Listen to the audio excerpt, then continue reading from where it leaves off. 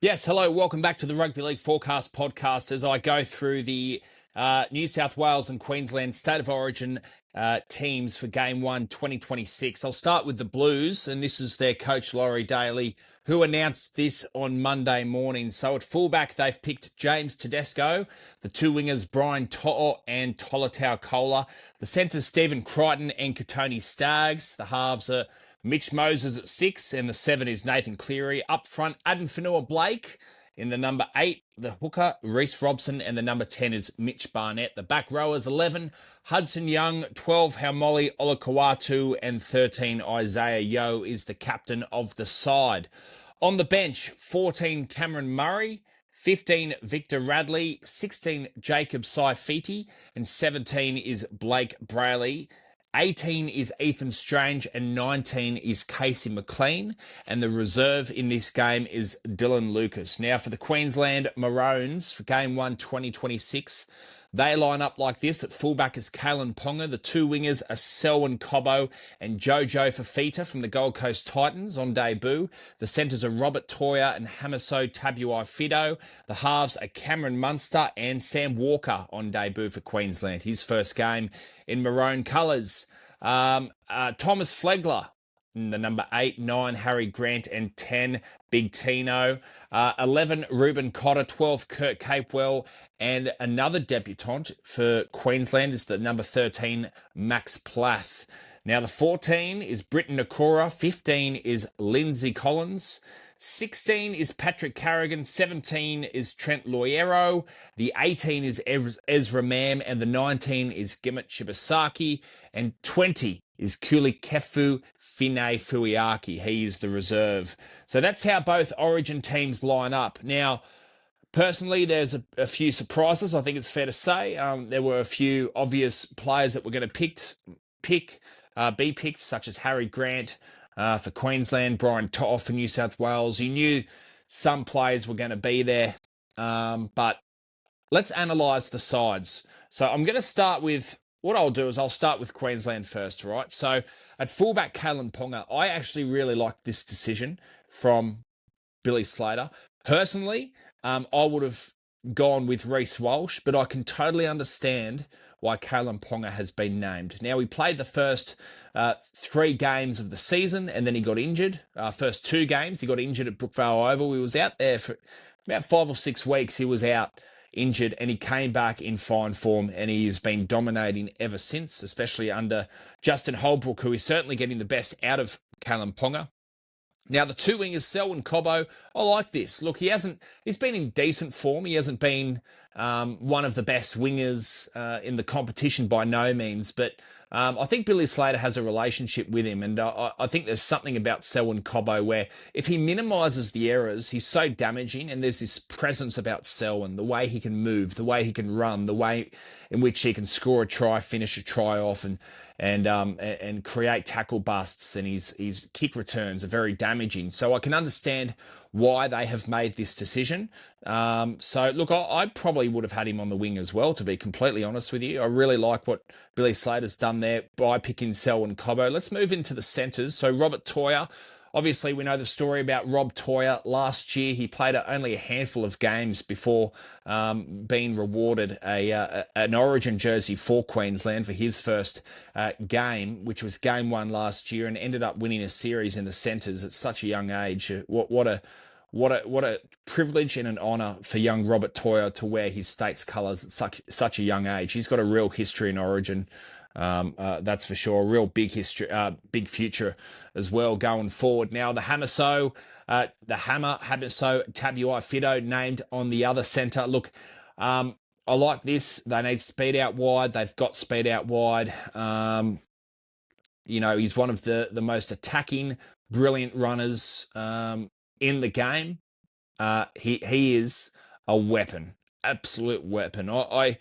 I fear that there was one game that Stephen Crichton, I think it was back in 2024, where Stephen Crichton came against the Hammer, and the Hammer really struggled to defend Stephen Crichton and nail him down. But Apart from that game, I think Hamiso has been really, really strong. I remember going to a game in Adelaide back in 2023. It was game one.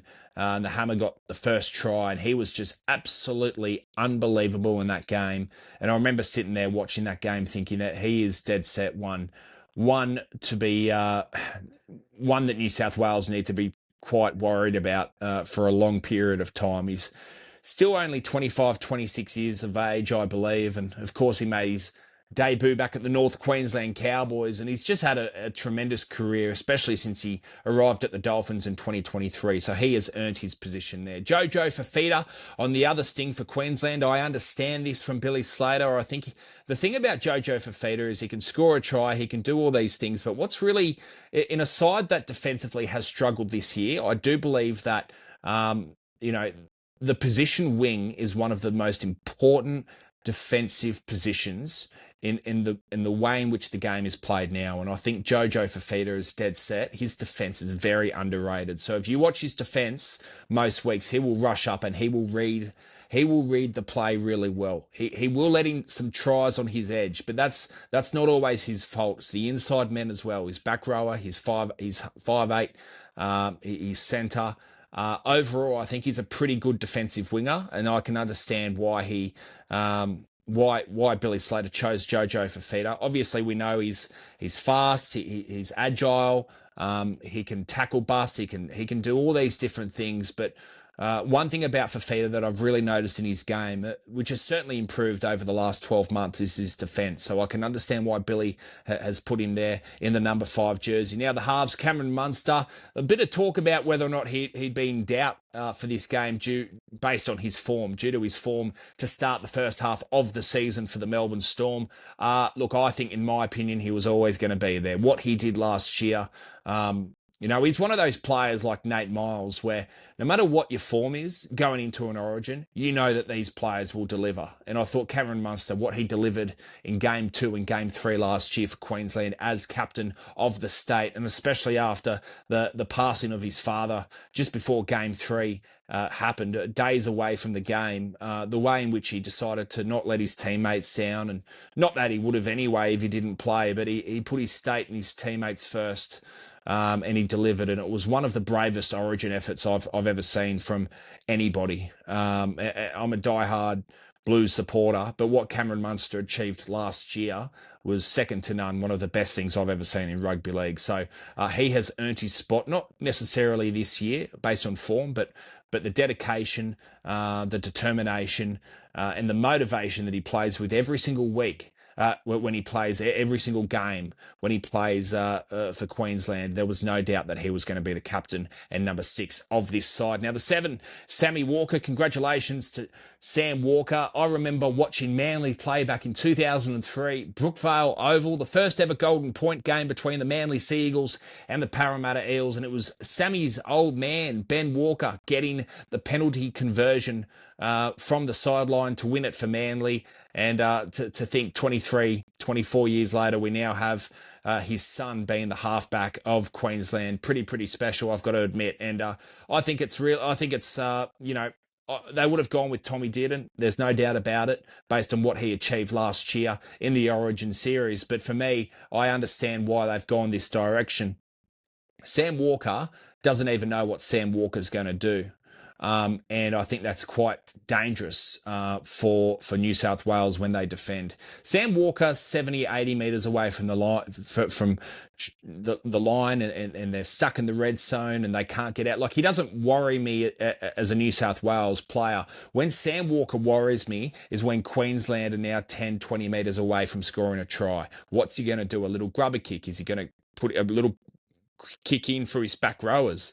He's got a tremendous combination with his back rowers for the Sydney Roosters, especially Angus Crichton, with this little kick play that they've done over all the 5-6 years they've played together for. I think he's a real threat, Sam Walker, and I think just New South Wales need to be very, very careful of his short kicking game. I've got no doubt that Tedesco will be on that.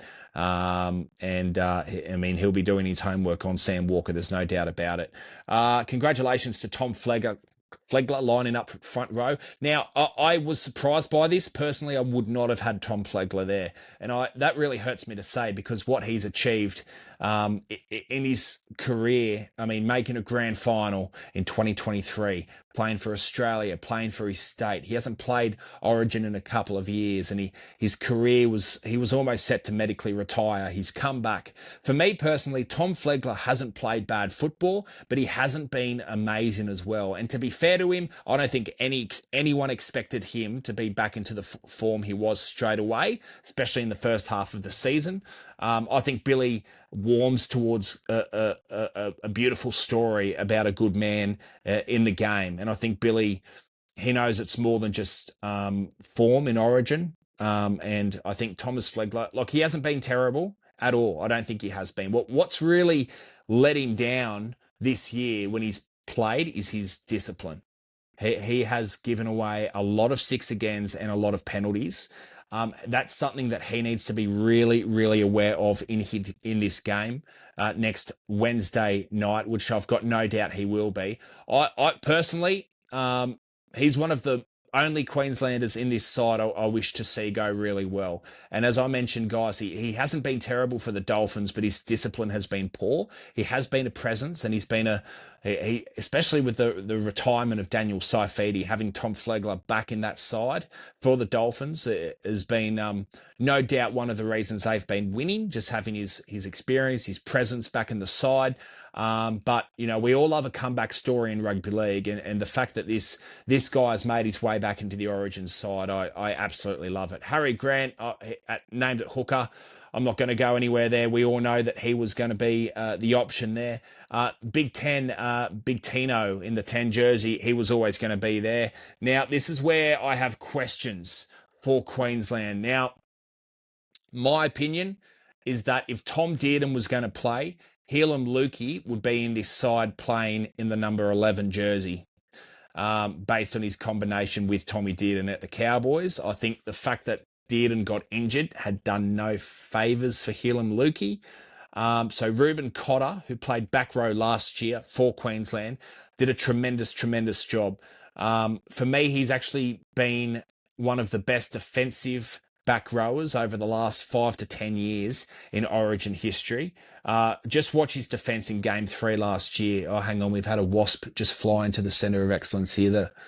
That'll go straight to me, I bet. So, yeah, look, I think personally, just watch his defence in Game 1. He is such a robile, incredible player. And the first time I saw Ruben Cotter, he actually came in at... I think it was the Indigenous All-Stars, perhaps 2019, 2020. He actually played dummy half in that game. He can play anywhere, really. Front row, lock, back row, hooker. Look, anywhere in the forwards, he can do a job. Now, my thing is I would have gone with Helam Lukey, right? I would have gone with Helam Lukey in the 11. But I would have had Ruben Cotter somewhere, probably...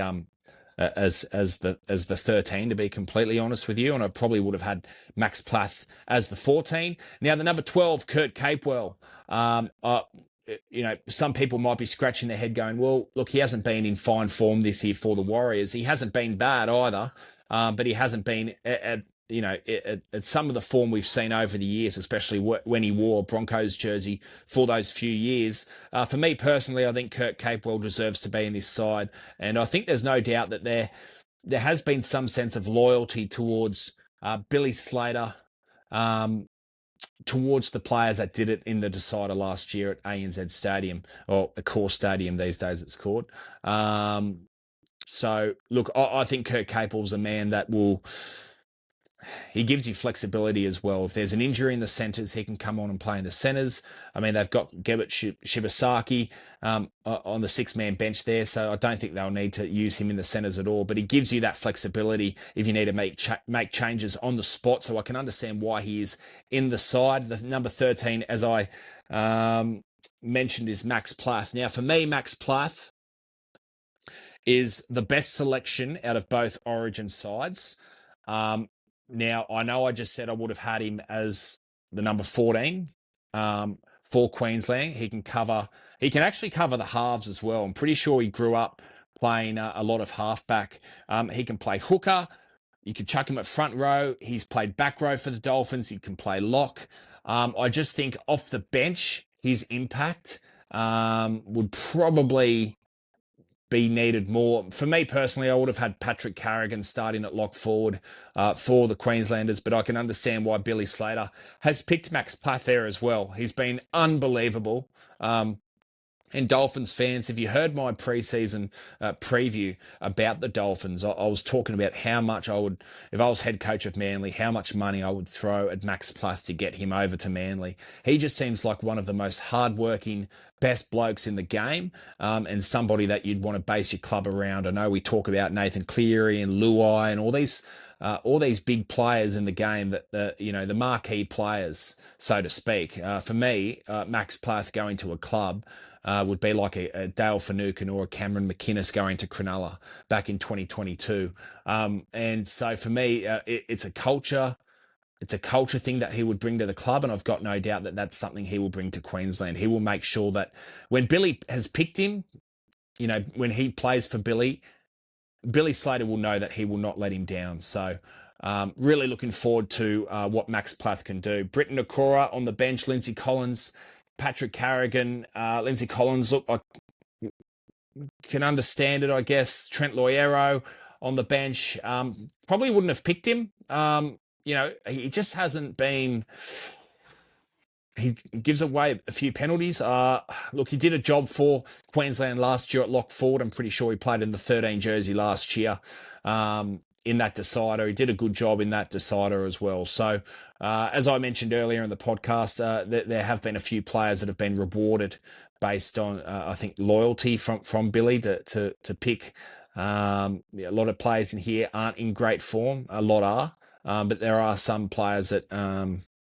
I don't know. Maybe just a bit of loyalty based on what this Queensland side did in the decider last year. And let's face it, I think it was... I mean, we always talk about these great Origin sides. The 2010 clean sweep for Queensland. They had Lockyer, Thurston, Slater. It just went on and on and on. Cronk. Unbelievable. Nate Miles, Matt Scott, like it was just the best of the best.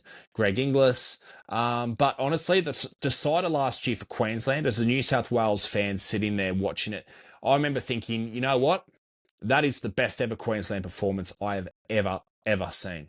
And it didn't even have the likes of Smith, Cronk, Thurston. I think it was a better performance than any of those players put together. And I'm talking not just a series in a game. Their completion rate, I'm pretty sure at halftime was 100%.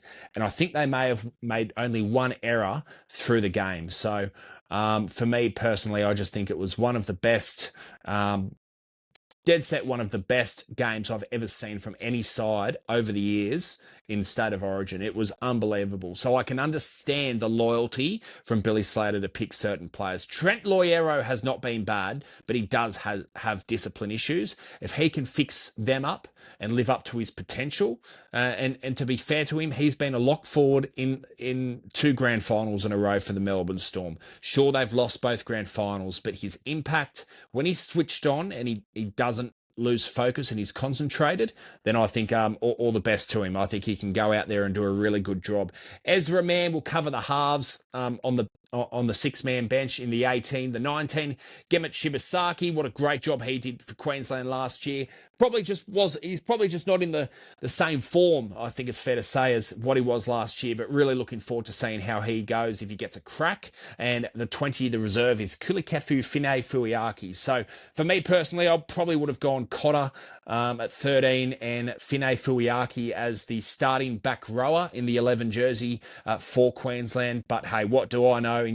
Billy Slater would, if you're a Queensland fan, or even if you're a New South Wales fan like me, and you go through this lineup and think, look, personally, I wouldn't have done it. But at the end of the day, Billy Slater is watching these players like a hawk. Like, he's watching them so hard and has been since round one. And, not just since round one. Imagine the work he's been doing on each player since full time at Origin 3 last year when they won the series. Like, this has been about 10 months, almost 11 months of hard work and heavy watching in rugby league of Billy Slater. So I think if you're Queensland, you back your coach based on what he's delivered as a head coach since 2022 when he came in to replace Paul Green at the back end of 2021. And for me, I think Billy Slater, he's only lost one series. You've won 2022, won 23, lost 24 to Madge, 25 you win, and 26, I think this is definitely a side that can win the series. So good luck to Queensland.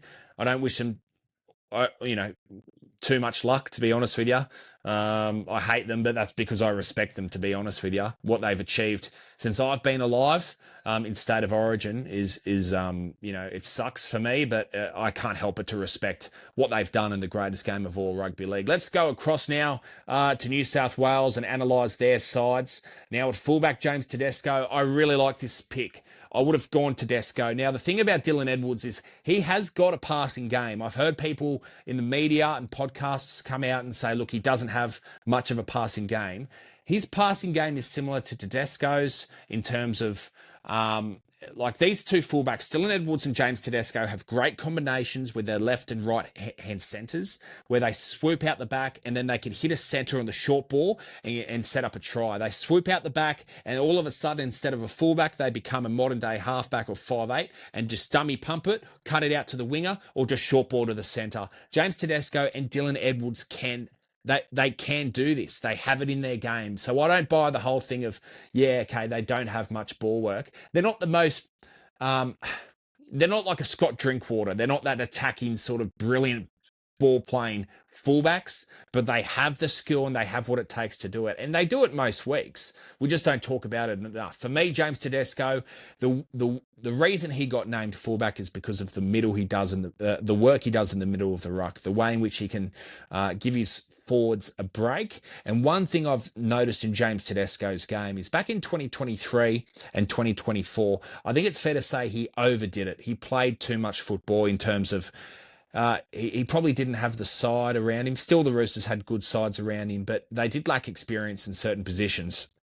And I think he felt that he needed to do it all, right? Which he lost a little bit of form. I still defended James Tedesco back in 2023 and 2024. He came back game 1 2024, and I thought he did a pretty good job scoring a try in that game. That was his last game of State of Origin, and then he got dropped to Dylan Edwards, and they ended up winning the series. But in that game, back in game 1, Jimmy Tedesco was the fullback of a team that lost their centre, Joseph Suali'i, after 7 minutes, and they had to defend against 13, and he was at fullback. So they were always going to be, it was always going to be a hard night for him overall. But I thought, considering the circumstance and situation James Tedesco was in, I thought he did a brilliant job. When I think of the best that have worn the New South Wales colours since 1980, James Tedesco for me is number one in terms of the best fullback. Minicello slightly behind him, Anthony Minicello back in the 2000s. Brilliant fullback. Came back for the 2011 series and combined nicely in game 1. I think it was with Jamie Soward. For me personally, I'd go James Tedesco fullback, and I'm glad Laurie's picked him at fullback. Now the wingers got an issue here, and as a Manly fan, I hate to say it, I would not have had Tolutau Kola on the wing. I probably wouldn't have started with him. As good as he has been, I just think he would have been on my bench, 100% absolutely. But I just spoke about guys on this podcast about, what's the time now? About 10 minutes ago. About how important it is for a winger to defend. It is so crucial. It is so important. And the centres and the wingers, I mean, the amount of times a team can come up and attack with a backline play, and the forwards can hold their middle. But with how consistent the attack is in rugby league these days in the NRL, for the halves to shift it or the fullback to shift it to the left or right and use a back line and try and score out wides, try and score in the corners and down the sidelines, that to me says that the centre and the wingers have become the most defensive and most important defensive positions in rugby league. That's just my opinion. I might be totally wrong, but hey, I've seen enough of rugby league over the last few years to suggest that the consistency in attack has led to the importance of importance of these positions. And I just don't think Tolotau Kola has played enough games of his career. I think he debuted 2022 round one against Penrith off the bench. I think he wore the number 14 that night. We lost that game Manly. They didn't have Nathan Cleary that game either. It was in Penrith, but mind you, they just came off their first premiership. For me, I wouldn't have had him starting. If you're going to start Tolotau Kola, you put him where he's been playing in the centres. And for me personally, I know people had controversy about Stephen Crichton coming into the side based on recent form at the Canterbury Bulldogs. Stephen Crichton, to me, is still in the top three centres of the game. I think Latrell Mitchell currently... Probably Latrell Mitchell and Herbie Farnworth are probably above him at the moment. But for me, Stephen Crichton just brings that defensive energy. He brings a presence. He brings leadership. He brings versatility. He brings flexibility. He brings... he brings confidence to the side, and this is what New South Wales need. For me, Stephen Crichton in the centres, I'm happy with that. So am I about Katoni Staggs. I'm sorry, Manly fans. I'm just honest. I don't think Tolotau Kola should have been starting in this game on the wing. For me personally, I would have had the Fox Josh Adokar. I think if you go back and watch the Ashes last year, what he did in that game, and he's been one of the only consistent Parramatta players this year when he's played. What he did against the Cowboys last week in round 10, when he intercepted the ball from Tommy Dearden and scored the try. Parramatta do not win that game without Adokar's experience and the way in which he can read a play when under pressure. For me, his speed is still electric at 29, 30 years of age. He's defensively strong, and the energy he can bring into the side is second to none. So for me, I would have had the Fox Adokar. No offense to Tolotau Kola. I probably would have had Kola as the number 14 off the bench, play a role in the middle if he had to, as sort of just that ball playing lock or just a running lock that could just get the job done. Look, personally, I wouldn't have put him in lock, but I'd put him on the bench as cover. I don't think you could have left him out of the side. I just wouldn't have started with him. In the halves, Mitch Moses. Look, I can understand, like Mitch Moses and Nathan Cleary. Now, if you watched the game last year, game 3, I think it was Luai and Cleary, and Moses played game 1, and then they lost the next 2 when Moses didn't play. History says when Moses is in there, they normally win, right? Not always, but most games I think Moses has played, New South Wales would win, especially in the big games. For me personally, I wouldn't have gone Mitchell Moses. And I know that's harsh. His kicking game has been fantastic. He hasn't set the house on fire. Just in my opinion, I don't think he is 100% fit. And I think I've seen enough evidence when watching him play, whether it's him not taking goal kicks for a little bit earlier in the year, or him getting strapped up and sort of waving to the trainer. There's just enough I've seen in his game at the moment to suggest that he isn't the best. He isn't in as good as form as he has been over the last few years. I know that may sound harsh because I thought he had a brilliant game against the Cowboys a couple of weeks ago, but I think Mitchell Moses, personally, I would have gone Ethan Strange. I just think he brings another dimension. I mean, I look at the great halves combinations in Origin history where you look at Kevy, Alfie Langer, Wally Lewis, Alfie, for me, they both, Cleary and Moses, have really great kicking games, and I think they will do a job. I think they could be the winning halves combination of the series. I'm not saying that. I'm saying that I can understand why he's been picked, but personally, I just would have gone Ethan Strange. I think Strange gives you this unpredictability, and you've got Cleary to do the kicking, and you've got Reece Robson that has a kicking game out of dummy half as well. But yeah, I think just to add a little bit more in the halves, Ethan Strange has this ability to come up with something out of nothing, and I think that I just would have gone with him personally. I think Mitchell Moses, to me, I'm just not sold that he's 100% fit. I've watched all his games this year that he's played, and I think my main thing is I'd want him to just get this wasp out of the way. Here we go. That's the only thing about the hot days is leaving the door open. You get the occasional wasp coming in. But for me, I don't like Mitchell's attitude as a player. and I know that sounds really harsh, but I just don't. I think the way in which he speaks to the referees, he needs to calm down. And I remember the way he used to speak to Clint Gutherson when Gutho was captain. And this was back in the year that they made the grand final 2022. You don't speak to a captain like that, and you do not speak to a referee like that. He needs to sort out his attitude. He's a great player. He's a great Origin player. Am I happy he's picked? I don't mind that he's been picked. I just wouldn't have gone that way. But for me, I think he needs to sort out, as a captain of the side of Parramatta, he needs to sort out his attitude and just chill a bit and show a little bit of respect to the officials and to also those, players that he's versing against as well. Just a little bit of a sense of maybe read the room, bit of sense of respect, maybe. For me, I just would have gone Ethan Strange. He just reminds me of for me, he's a future Origin 5'8" of New South Wales. I can see him being a 5'8" long term for New South Wales. And I think, he just, the way in which the game is sped up now, I just think he can do a terrific job. If Mitchell Moses to me had looked fit and was in good form, I'd be more than happy for him to be in there. I just think that he hasn't been in bad form, as I mentioned. I just wouldn't have gone in that direction. Nathan Cleary, look, I can understand the hesitation for those around Nathan Cleary.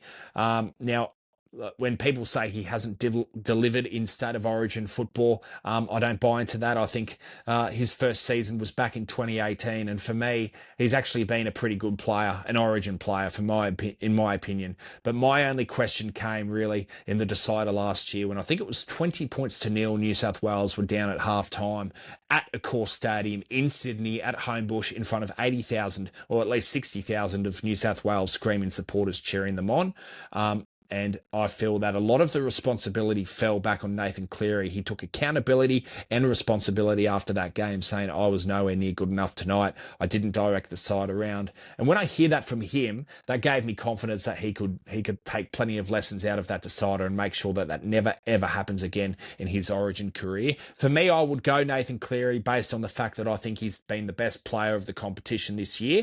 And I also believe that he will win the Dally M, touch wood that he does not get injured or anything like that. For me, I can understand why they've picked Nathan Cleary. The number 8, Adam Fanua-Blake. Look, I can understand this based on Payne Haas being out. Fanua-Blake has been very hot and cold this year, I think it's fair to say, with his form. A terrific player, no doubt one of the great front row enforcers of this competition. But for me personally, I think if Payne Haas comes back into the side, whether he will come back, whether it be game 2 or game 3, I think that's where you start looking at Adam Fanua-Blake, possibly starting in the 8, or Mitch Barnett, who is in the number 10, who I'm about to speak about now, moves back to the bench. Barnett, look, I can understand why he's picked. I can understand it. He just hasn't played enough football for me to start. I think I would have had, for me personally, I think I just would have had Isaiah Yeo starting at front row. And I know traditionally he's a ball playing lock, Isaiah Yeo. But for me, I think the work that Isaiah Yeo can do in the middle of the field when Cameron Murray could be on the field at the same time would have been absolutely fantastic to watch. Mitch Barnett for me. Look, guys, my opinion too for New South Wales is how I think they'll start the game is Cameron Murray will actually start at lock forward, wearing the number 14 jersey. And I think what will happen is Isaiah Yeo will start at front row. That's just my opinion. And Mitch Barnett will come on the game from the bench, and he'll either play, well, you'd think he'd play front row, but he can also cover lock forward and back row as well. He used to play back row for Newcastle back many years ago. Hudson Young, no doubt about it, can understand. For me, he's up there with Olakau'atu. For me, they're the two best edge forwards at the moment when you're talking on form. Hudson Young, for me, has been one of the elite back rowers now for about 3 or 4 seasons. So congratulations to him. He always had a dream to start in Origin, and now he's done it. He's played for New South Wales before off the bench, but now he's getting his start in the 11 jersey. Haumole Olakau'atu, gee whiz, I tell you what, 2 months ago you wouldn't have thought after that game Manly played Newcastle back at 4 Pines Park at Brookvale Oval.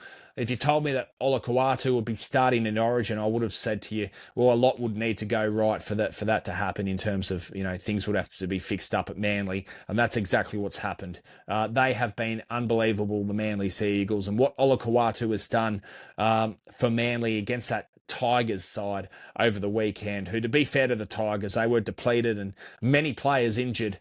He absolutely carved up and he tore them apart, and he did it quite easily from the look of things. He was unbelievable. I don't mind these picks in the back row. No Angus Crichton, I can understand that. Liam Martin is out injured, so I quite like these selections here by Laurie Daly. Reece Robson at dummy half, I skipped through him. I think that's been fair enough. I like what Reece Robson has done at the Sydney Roosters over the last 2 months.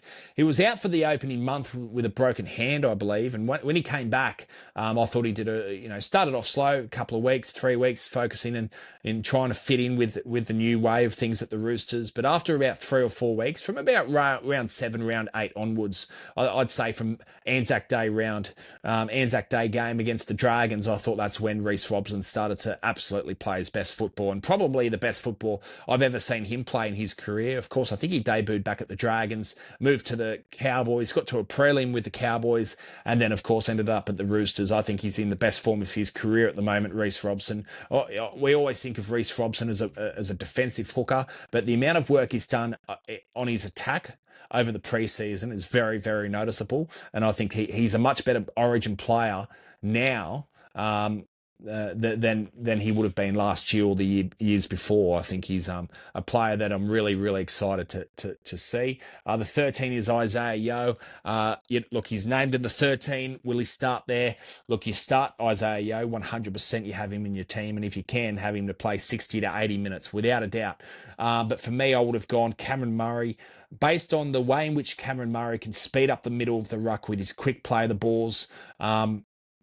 Cameron Murray, I think, has done enough 100% to earn a starting spot at lock forward. Isaiah Yeo, I think, should start at front row, and don't be surprised to see Mitch Barnett go back to the bench to start the game. Cameron Murray, do not like him being on the bench. I would have loved to see him start. Now, the 15, Victor Radley, I would not have picked Victor, the inflictor. I'm sorry. I think he's a risk. I think he's a very good player. In fact, I think he's one of the most underrated Roosters players in the history of the game, based on the amount of suspensions he gets and poor discipline.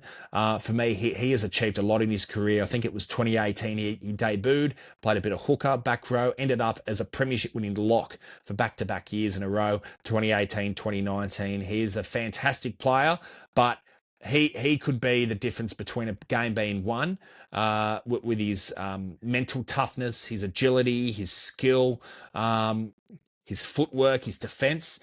But he could also be one of the reasons why we can lose. He could be sin-binned. He could be sent off. That's what you get with Victor. So is he a risk? He's a 100% a risk.